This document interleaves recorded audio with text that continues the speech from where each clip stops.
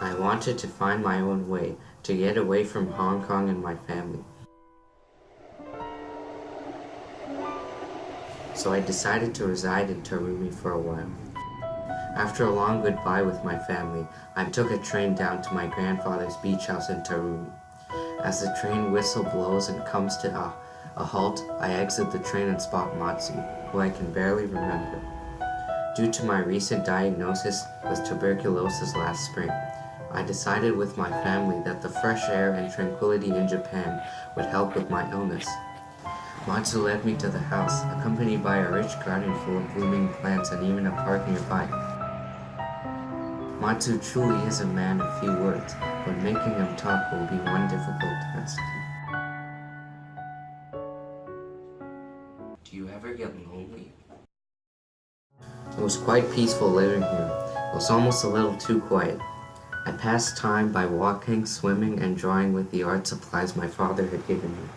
I think there was a girl who also lived in this quiet city, which was usually uncommon around here, as Matsu said. What I didn't know was that Matsu had a beautiful garden in the backyard. Matsu must have noticed my interest with the garden, but instead of asking me to help him work, one day he asked me, I'm going to go visit a friend. Do you want to come? "Yes." I'd love to come. We began our long walk up the mountain. Matsu never slowed down, despite knowing about my disease. When we finally reached up the mountain, I was greeted by a pleasant sight, a quaint and simplistic village.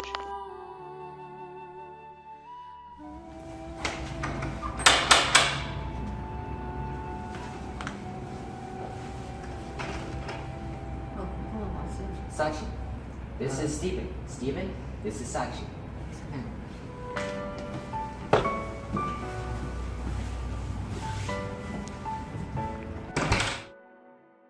Stephen, this is Sakshi. She has been living in this village for 20 years. She has HIV. A million questions flooded my brain. Where was her family? Why did she have to reside in this village?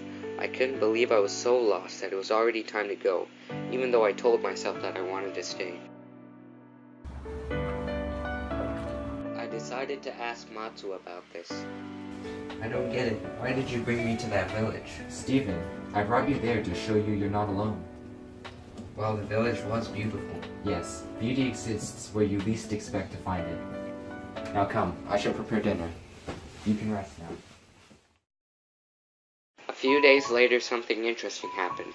It was that girl again. I'm so sorry.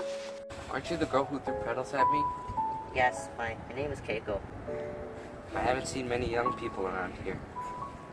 Neither have I. Haven't seen you around here. My name is Steven. Would you like to meet up sometime? Sure, that'd be great. I wanted to see just how far I could take this, until Matsu asked me to follow him to town today, and of course I was eager to come along. Steve, I want you to meet a friend of mine. His name is Kenzo. Ah, Matsu, it's nice to see you again. Welcome to my tea house. Yes, Kenzo, you're doing very well. Thank you. And who's this handsome young man you brought with you? Ah, yes, this is Mr. Chan's son. Oh, it is nice to meet you, sir. You too. This is actually kind of good. I'm surprised you enjoy it. See, Matsu, someone fine has some good taste. He's just being nice.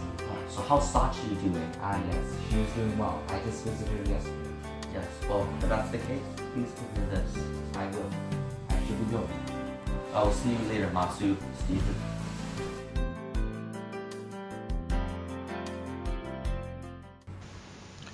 A few days later, I received a letter from my mother.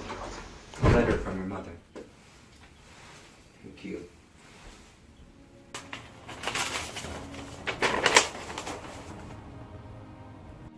I hope you're doing well in Tarumi. I have just learned through Mr. Chan that your father has been withdrawing large sums of money in the name of a woman residing in Japan.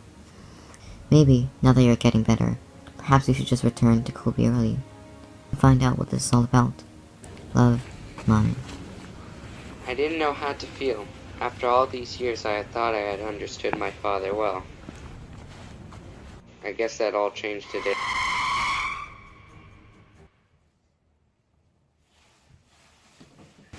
Ah, Stephen, you are well. You had a slight accident with the car the other day. You were lost in thought, but you're nothing too serious. You're fine now. How long was I out? You were out for 1 day. A surprise awaited me outside. Sachi had come down to help Matsu with his garden.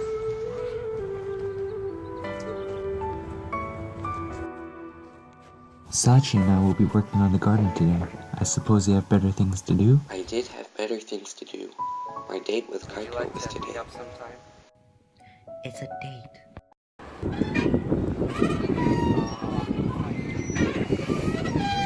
I was heading back when I noticed Kenzo at the door. Ah, that must be Steven. Kenzo? Sachi, what are you doing here? Kenzo, we can explain. After all these years. You really are a monster. Kenzo, that's enough. This was nothing like the Kenzo I saw before. Why is he like that? I had to go find out for myself.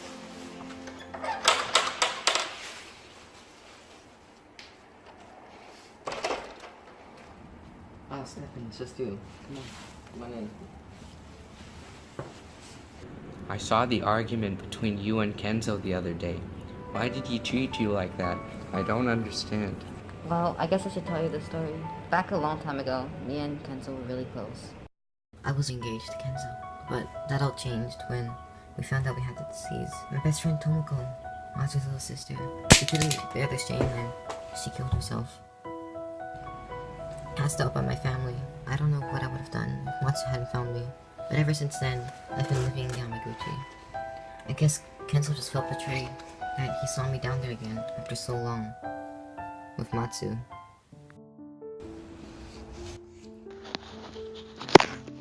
I went to visit Kenzo, but when I found him, he had killed himself. This is all my fault. To make matters worse, my relationship with Kaito was coming to an end. Steven, there's something I need to talk to you about. What is it? Steven, I don't think we can see each other anymore. Why? Is it because of your father? It's my father. He's very traditional, and he doesn't approve of me being in a relationship with people like you. I'm sorry. Wait, don't go! Let me go! Her family didn't want her around me. Son, I know you've been having a good time in Terumi, but things must come to an end. It's time for you to return home. Maybe, now that you're getting better, perhaps you should just return early. I went to say goodbye one last time. Thank you for listening to my story, Steven. You're like the son I never had. Thank you for telling me your story, Sachi. It's been an honor. Feel free to visit me sometime. Okay. The things you remember about a person when they're gone are funny. No two people feel the same way. The ache in my heart grows larger every time I think of these colors and how as each day passes they continue to fade from my eyes.